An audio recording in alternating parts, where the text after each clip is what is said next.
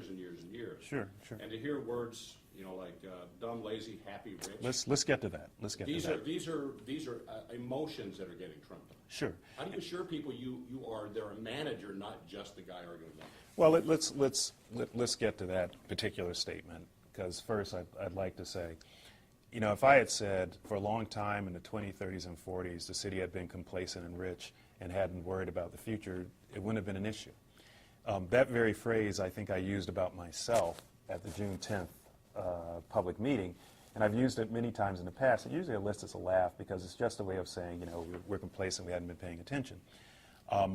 I was not as sensitive as perhaps I should have been to the fact that some people who do not read the Wall Street Journal would have interpreted that in a way that I was not making a figurative statement about complacency, but a literal statement about the people, even in context, said the city. I didn't say anyone, any person. So first I would say that was not my intent. And second, I would say very clearly to the people who tried, I apologize to the extent anyone was offended. Let's get by this. I want to remove the emotion. I think I've worked fairly hard since I got here in March to establish some level of trust at some level of criticism.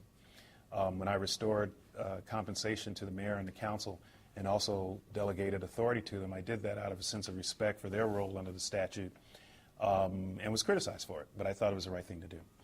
In the next 30 days when I was running with the numbers, people were saying you weren't moving fast enough and you need to do this and tear that up, and I said no, we're going to be deliberative, and I did that out of a sense of respect and trying to do this in a very candid and deliberative way without emotion. So I understand my job requires me to be a bit of a punching bag, and that's fine. And there's a lot of anxiety in the city that must come. But I'm trying to do this in a way that removes that emotion, and that was a slip of a tongue. In my wildest dreams, I never would have thought that would have been interpreted as an insult. I also perhaps was not as in tune as I should have been to the fact that I said that the week before an election. Not particularly a smart thing to do. I was being dumb in that sense.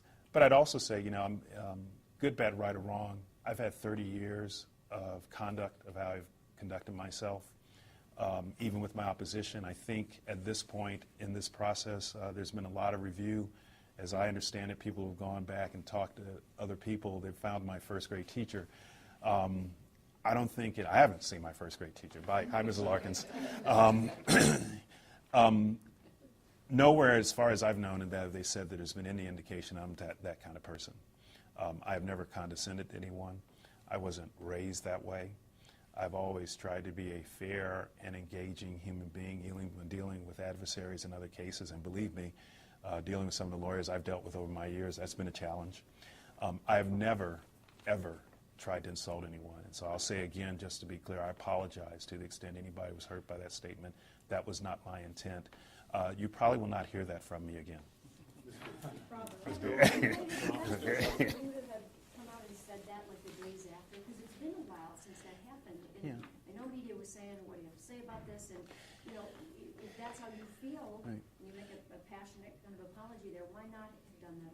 Well, as I said, I'm sort of, in this process, I'm sort of deliberative, and I frankly sought the advice and counsel of some of my elders. I spoke to the mayor, for instance, some of the council people. I spoke to other reporters. Even this morning, I spoke to members of one of our boards, and they made me aware there are efforts by some of sending out letters and everything. And to be honest with you, Joanne, part of my approach has been, even as a lawyer, you never cop to a plea when you're innocent, right? If you didn't do it, you didn't do it, and I'll do the time, but I didn't do it. I've never meant to insult anyone. Like I said, I've said that about myself. It's a literal term. But I've since come around to realizing, it's a distraction from what we have to do. It's important business. It's drawing people's attention and making, the average resident isn't going to parse through whether it was literal or figurative. They're just going to hear, perhaps from other people, Kevyn Orr said this. And as one of the people who reached out to me made me aware, says, Kevin, you don't think of yourself as a politician, and you're not. He says, but you have a very public position. And in that sense, you need to be perhaps more aware that you're not just an attorney in this job or just a professional, that you have a public persona and a public responsibility.